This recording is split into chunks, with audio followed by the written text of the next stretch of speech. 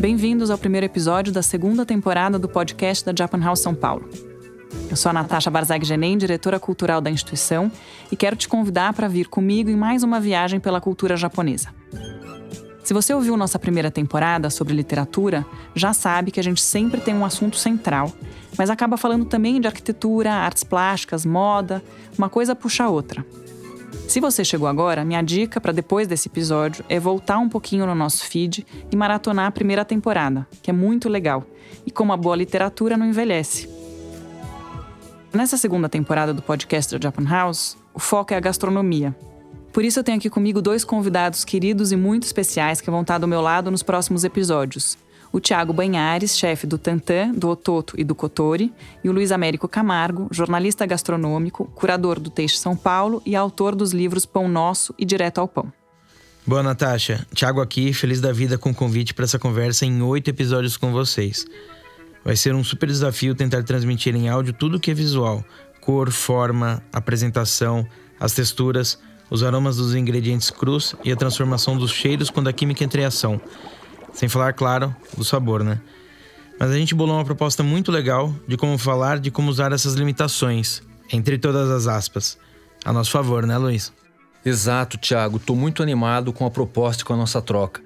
Na temporada passada do podcast da Japan House, que eu adorei, aliás, aprendi muito, a Natasha e o Paulo Werneck foram guiando a gente pelos livros do Clube de Leitura da Japan House com a 451. Só que agora, para falar de gastronomia, a gente escolheu não pratos ou ingredientes para dividir o assunto. A gente resolveu organizar os episódios para o processo de preparação dos pratos.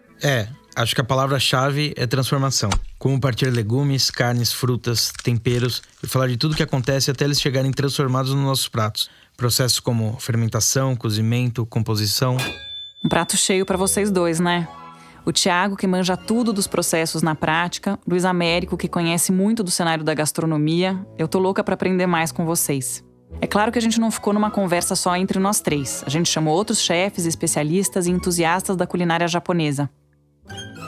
Já vou avisando que foi bastante complicado ouvir todo mundo durante a pandemia da Covid-19, porque não dava simplesmente para desligar a ligação e sair correndo para o restaurante japonês mais próximo de casa.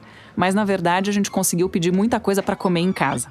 Então eu tô avisando isso porque provavelmente você, ouvinte, também vai ter esse mesmo desejo. Falando em pandemia, por causa das medidas de distanciamento social, todas as conversas do podcast foram gravadas à distância. Então a qualidade do áudio vai ser um pouquinho inferior àquela que a gente conseguiu na primeira temporada, que foi gravada no estúdio. Mas eu garanto que a experiência vai ser tão boa quanto. Vamos começar o episódio de hoje?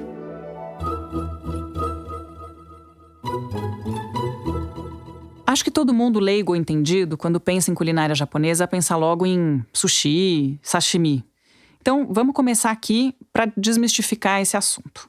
O papo de hoje é processo, então esse primeiro episódio vai ser dedicado a cortes. Para isso, a gente vai viajar no tempo.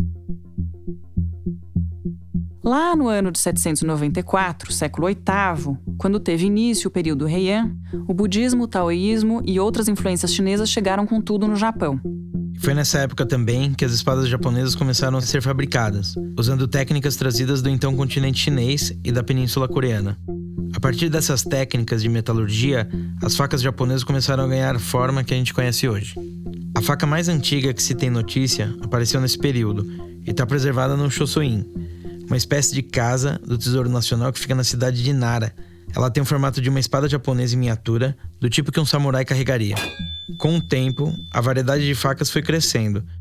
No início do período Edo, em 1600, apareceram tipos como a Yanajiba, que é a faca do sashimi, e a Nakiri, a faca de legumes.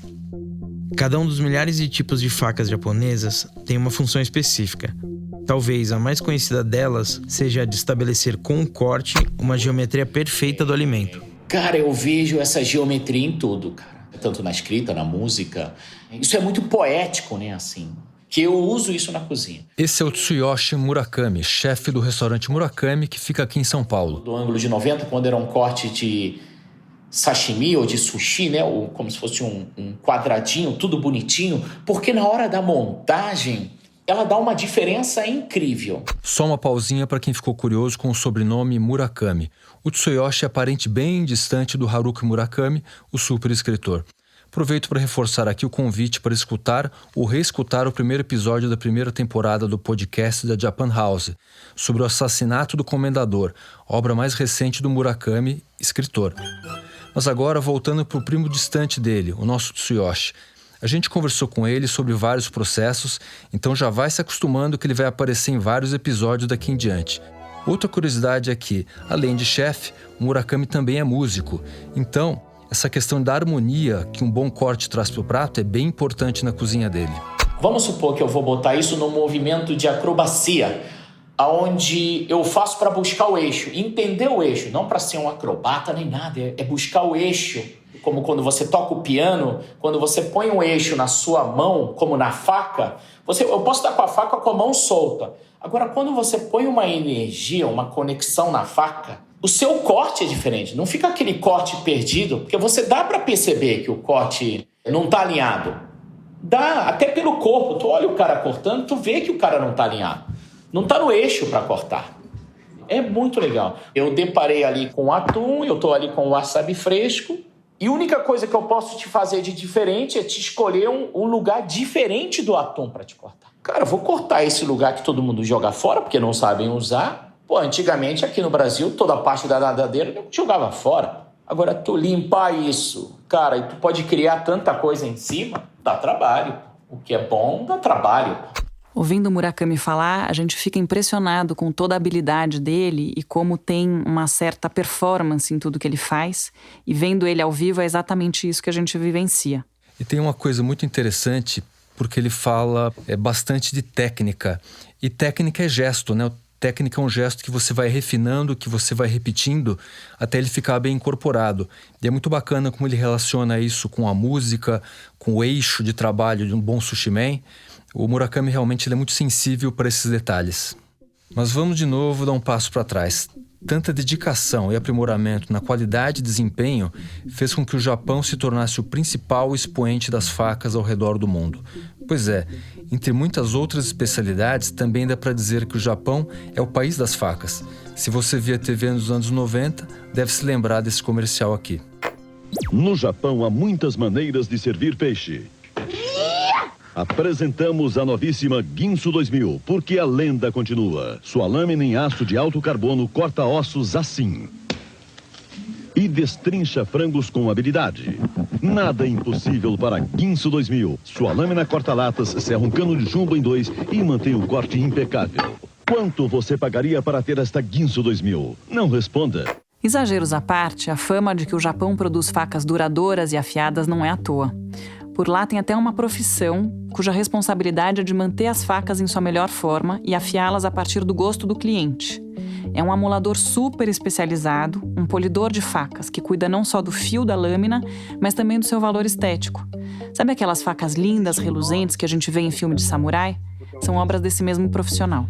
Sim, no Japão se chama de togishi, que é a pessoa que finaliza a faca. E aí é um togishi que vai pegar a faca e fazer o fio como o cliente vai querer, né? Cada um prefere de um jeito, que é às vezes um fio mais robusto, que é um fio mais fino, mais especializado para uma coisa só. Nesse aspecto de customizar o que o cara que vai usar a faca quer.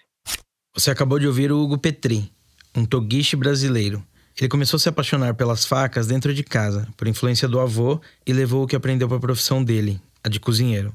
Só que ele era tão bom no trato das facas que essa habilidade dele ganhou uma fama entre os colegas cozinheiros. E a demanda foi tanta que ele resolveu se dedicar 100% às facas. E tudo isso de maneira autodidata. É muito carente de informação mesmo aqui no Brasil, né? Então comecei a procurar conteúdo na internet mesmo. Em restaurante, assim, é bem ainda uma coisa que está começando, vamos dizer assim, as pessoas se interessarem nisso e verem o diferencial. Então ainda tem muito pouca informação em loco mesmo, a você ter acesso a uma escola que te ensine isso ou algo assim. Foi praticamente tudo na internet, cara, pesquisando, lendo coisa, conteúdo, estudo e etc, de metalurgia, de faca mesmo, não só aí de cozinha, né, mas a base é a mesma, né, sendo dentro do método que eu uso, que é de pedra d'água japonesa. você tem vários tipos de uso aí dentro, mas a base seria a mesma para faca de cozinha, para formão, para coisa de trabalhar com madeira e assim vai, né? A qualidade das facas japonesas tem como base a tradição, a tecnologia e um conhecimento intergeracional de como manipular o aço. Ao contrário do que acontece na cozinha ocidental, no Japão é comum que os cozinheiros tenham uma faca específica para cada corte. Hugo, expliquei isso melhor pra gente. Pela minha percepção como cozinheiro e tal, é que é bem mais desenvolvida do que a nossa desse lado aqui do mundo. De modo que a especialização nas ferramentas que eles usam é muito maior do que aqui. Então, em suma, vamos dizer, a base de cozinha francesa, que é o que a gente é baseado hoje, eu acho, de restaurante, Escoffier, etc., foi estruturado dessa maneira que uma faca para resolver todos os problemas dentro da cozinha, né? Acho que a principal diferença seria essa. E o resto é um desdobramento disso, né? Então, se você tem uma faca que é para resolver todos os, vamos dizer, a maior parte das tarefas que você tem na cozinha, ela não vai ser excelente em nenhuma dessas tarefas. E sim, ela vai ser mediana em muitas tarefas. Ao contrário da japonesa e oriental, que você busca uma faca para fazer uma tarefa especificamente. Então você pode especializar muito mais essa ferramenta e deixar ela exatamente só para aquilo. Então você tem um resultado muito melhor.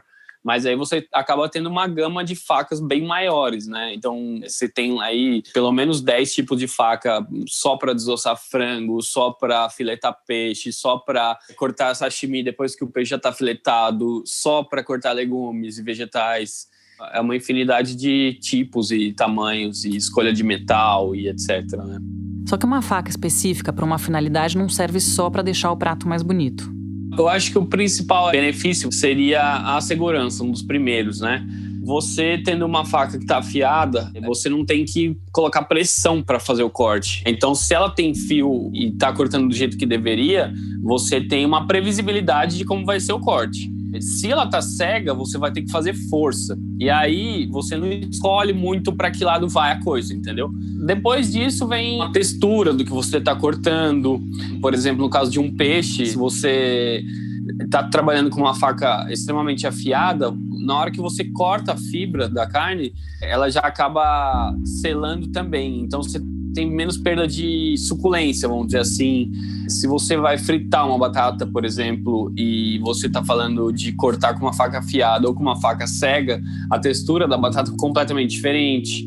E aí, na culinária japonesa, a gente vê isso magnificado, essa importância, porque tem muita coisa que não é cozida. E quanto mais próximo do consumo do que você está cortando vai ser o corte, mais importância ele vai ter. Porque você não vai ter influência de outras fontes aí, no caso calor ou uma cura, alguma coisa assim. Vocês também percebem uma diferença entre o fio da faca ocidental e oriental? Total. Para alguns cortes, a gente sempre acaba usando a oriental, porque ela tem só um lado. E ela meio que, à medida que a lâmina desce no alimento, ela empurra o alimento que está sendo cortado. E ela não divide, de fato, como a ocidental. Não sei se vocês estão me entendendo, mas eu acho que é mais ou menos isso. E você, Luiz, tem facas de origens diferentes em casa também? Não tenho. Eu tenho facas de chefe tradicionais, mas eu lembro de uma viagem que eu fiz ao Japão e num dado momento a gente saiu para comprar facas, né, com chefes que estavam no grupo. E houve um momento deles experimentarem o toque no cabo, a empunhadura no cabo. Então, esse cara tem mão grande, tem que ser essa faca. E as sutilezas e todos os detalhes por trás da escolha foi assim, uma coisa muito interessante de conhecer.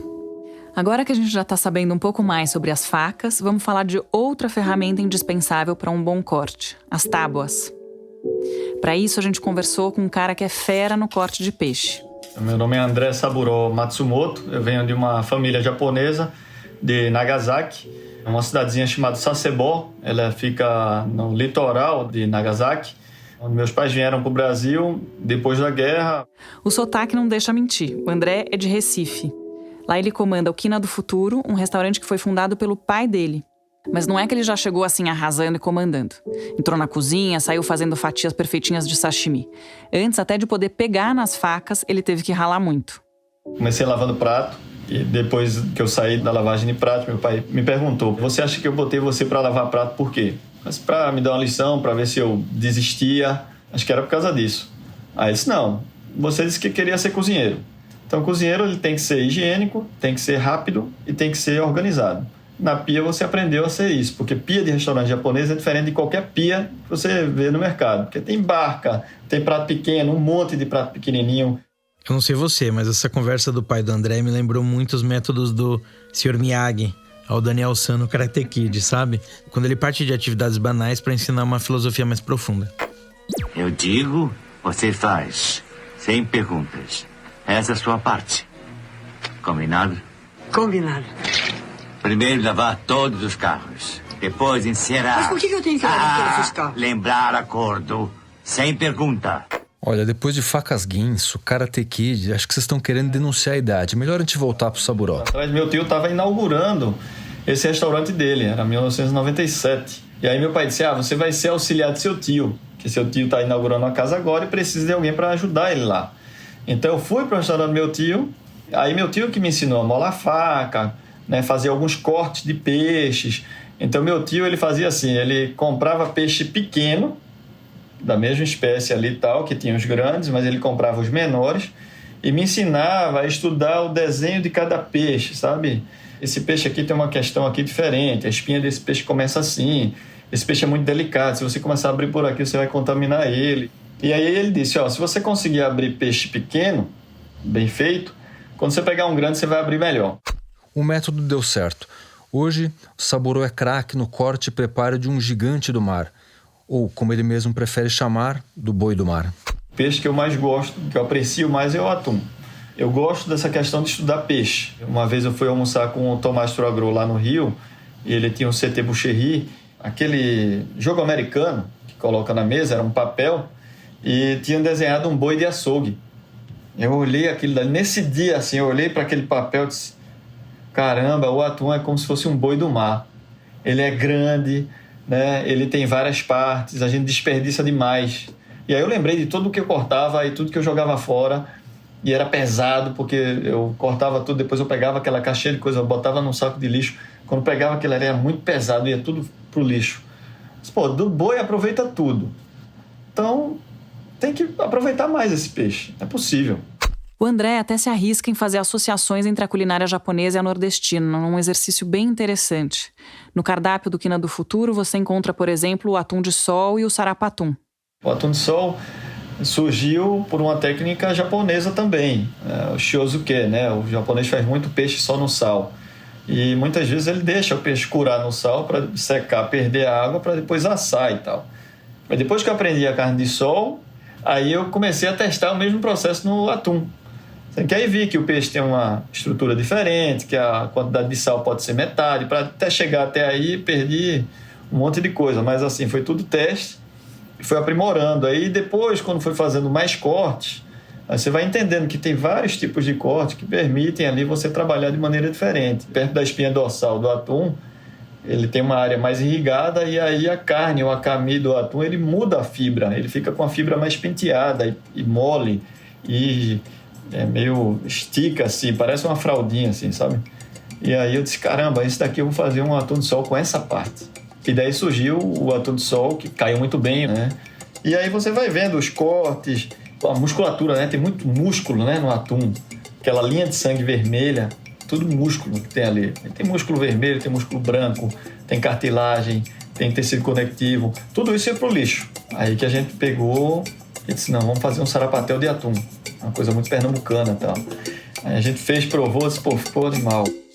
Além da escola que teve dentro de casa, o Saburó foi aprimorando o conhecimento dele sobre os pescados em várias visitas ao Japão.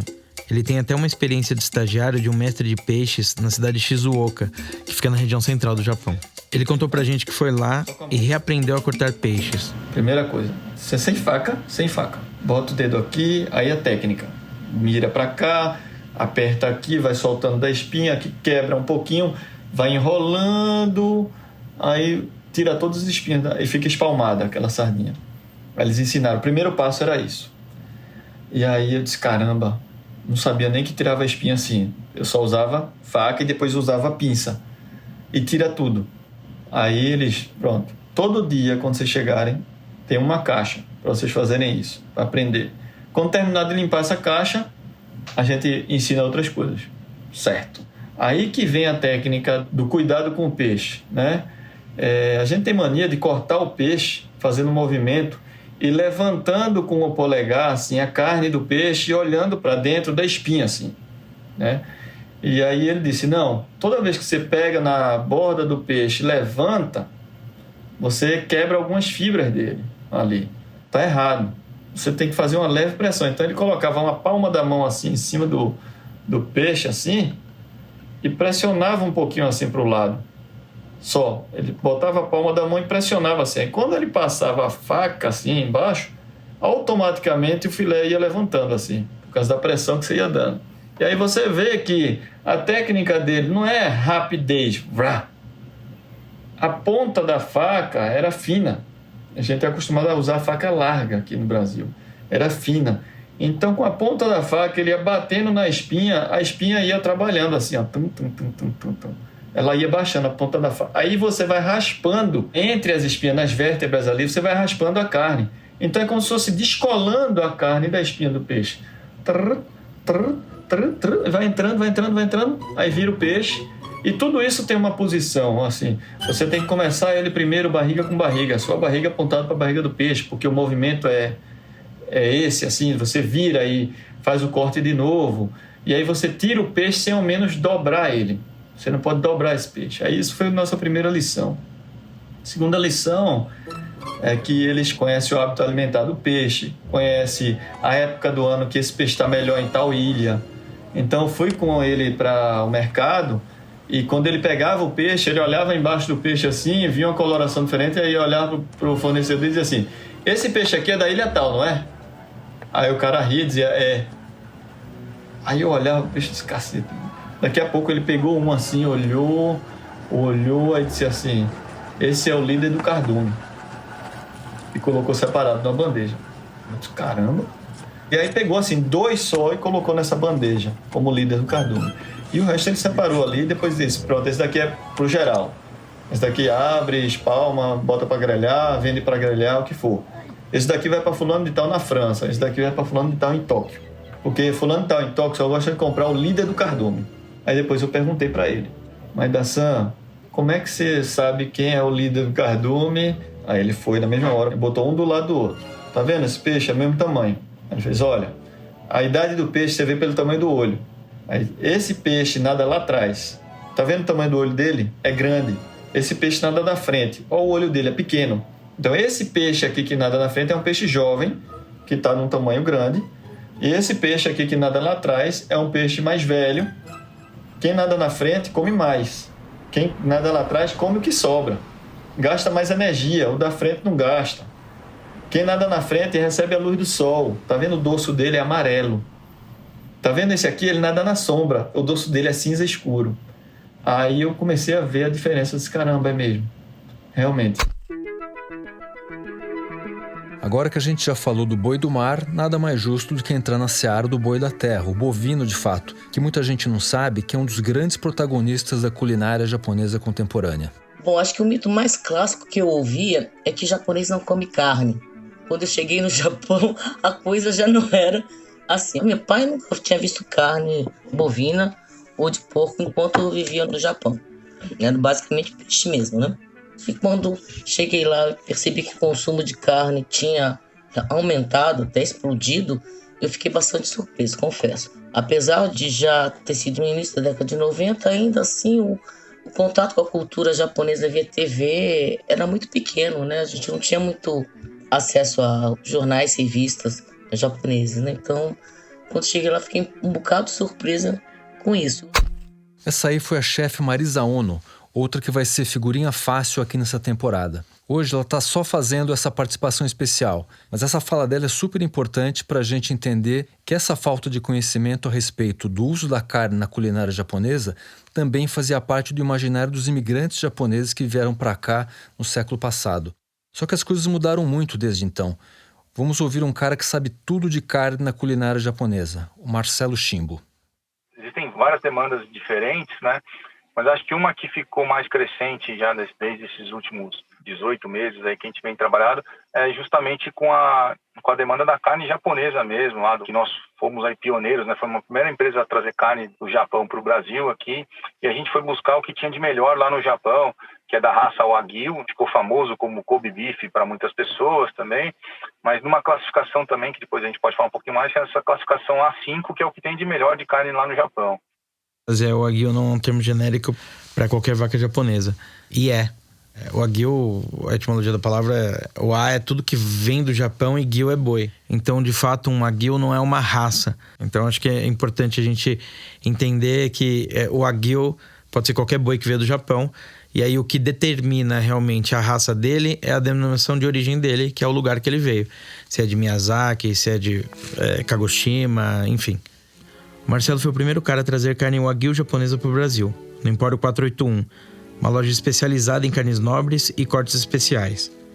A qualidade do áudio não tá das melhores porque ele falou dentro do carro e ele estava na estrada enquanto ele estava indo de uma fazenda para outra. Mas voltando ao Wagyu, esse tipo de boi tem uma predisposição genética que faz com que a carne dele tenha esse mármore caprichado, de gordura e músculo. Nenhum outro gado tem isso. Foi assim uma baita de uma surpresa para mim, porque é um produto caríssimo, uma matéria-prima caríssima, uma matéria-prima que chega aqui para nós, aqui é quase que R$900 agora, com o câmbio de hoje, assim, um negócio que já chega caro, R$900 o quilo, né, assim, um negócio para ser trabalhada, né, servida em porções pequenas. Então, foi interessante que aí, nessa primeira rodada a gente aprendeu um pouquinho com os chefes, a gente fez uma outra importação e a venda online também explodiu, e aí começou a ter dois questionamentos diferentes, assim, que era, primeiro, o consumidor final comprava, ele queria aprender como fazer, assim, mas acho que tem sido muito rico e vários desses restaurantes que colocaram esse produto no cardápio, independente dele ser caríssimo e tal, tudo, a maior parte deles mantiveram, porque a demanda do consumidor, quando ele começa a experimentar isso de uma maneira diferente, preparada também com a culinária oriental e tal, ele tem uma experiência muito diferente e ele retorna para consumir esse tipo de produto. Além do Marcelo Shimbo, que importa a carne de Wagyu do Japão para o Brasil, a gente foi atrás de um cara que tem se aventurado a criar um blend genético do Wagyu por aqui, o Ricardo Seques. Ele é o cara à frente da Beef Passion, que é uma marca brasileira de carnes sustentáveis. Nós aqui nos trópicos, é muito mais complicado você trabalhar com o taurino puro, principalmente uma raça que vem lá do Japão. Então, como eu já fazia 20 anos que eu mexia com cruzamento industrial, eu já tinha mais ou menos um legado disso, porque eu trabalhei com várias raças europeias. Então, eu comecei a usar a base genética do Angus australiano e fazia inseminação do Wagyu, justamente para que o Wagyu tivesse uma rusticidade e também, para o nosso conceito de comer carne, a gente é carnívoro pra caramba, eu como carne pra caramba, você entendeu? E eu comi uma carne de Wagyu aí em São Paulo e não me senti muito bem com ela comendo tanto que eu comi. Então eu falo assim, eu quero um animal menos marmorizado para que eu me sinta bem comendo o tanto que eu gosto de comer. Então eu vi isso dentro de um equilíbrio legal. O que interessa para mim? O bem-estar dos animais, se eles estão ruminando bem, porque na hora de ruminar, se o animal, se ele está fadigado pelo calor, ele não está legal. E imagina, se ele não estiver legal, o que ele está ruminando, ele está levando toxina para o sangue, você entendeu? Então a carne dele não está ficando legal. O Thiago, sei que é oriental, é o horário da meditação dele. Você tem boi que pesca, assim, ele acha ele pesca, sabe? Então ele fala assim, esse aí está em transe, está ruminando, mas está em transe, sabe? Engraçado que o Ricardo deu um jeito de adaptar por aqui a maneira como o gado Wagyu é criado no Japão, né? O boi bebe cerveja, ouve música clássica, até recebe massagem. Os nossos bois ouvem música, eles são tratados ao som de berrante, é um condicionamento que a gente faz, no sentido de que o seguinte, intimizar a relação. Eu fico assim, bastante perceptivo, porque por exemplo, o japonês tem a tradição de dar cerveja pro boi, né? Eu vou lá tomar com ele, mas não dou não, né? Porque eu tenho medo dele ficar zureta. Assim como o saburó com o atum, o Ricardo Seques tem uma filosofia de que para fazer valer a morte daquele animal, é preciso aproveitar tudo que ele tem a oferecer, cada partezinha da composição dele. A Beef Passion até tem um espaço em São Paulo, no bairro de Santa Cecília, onde eles apresentam ao público algumas maneiras de utilizar as partes tidas como menos nobres da carne. A cozinha, ela foi construída ali para fazer as pessoas entender que um corte de segunda, ele não existe quando o boi é de primeira. Que quando o animal é bom, tudo se aproveita. Então, a bochecha, ela é fantástica. O tutano, ele é fantástico, ele é diferente. A língua do Wagyu, ela é diferente. O fígado é melhor que o foie gras, cara. Esse movimento de aproveitamento total se relaciona diretamente com uma filosofia de vida japonesa que vem da palavra mottainai.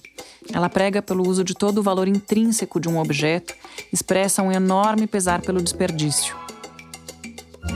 Essa é a deixa pra gente terminar o episódio de hoje, porque a gente vai falar mais dessa cultura do mottainai no próximo episódio, que é sobre um assunto que tá muito em alta, a fermentação. Ao contrário do que aconteceu na quarentena, o pão, grande hit do isolamento, ficou de fora. Vamos deixar para te mostrar tudo aquilo que é fermentação na gastronomia japonesa e você não faz nem ideia. Nessa segunda temporada, a gente vai ter mais 7 episódios dedicados à culinária japonesa. O próximo vai ao ar na semana que vem, na sua plataforma de áudio preferida e também no nosso canal do YouTube. O podcast da Japan House São Paulo é uma produção da Rádio Novelo. A coordenação e o roteiro são da Clara Helstab, com a colaboração do Vitor Hugo Brandalize e da Paula Scarpim. A edição é da Débora Gonçalves. A coordenação digital é da Juliana Jäger, pela Novelo, e da Laura Braga, pela Japan House. A identidade visual é do Thiago Minoro e o conteúdo digital é feito por Thelma Nakai e Júlia Casadei. A música tema é da Mari Romano e a finalização é do João Jabassi. Eu sou a Natasha Barzag Genem e agradeço ao Thiago Banhares e ao Luiz Américo Camargo pelo prazer dessa conversa e a todos vocês por nos ouvirem. Até semana que vem.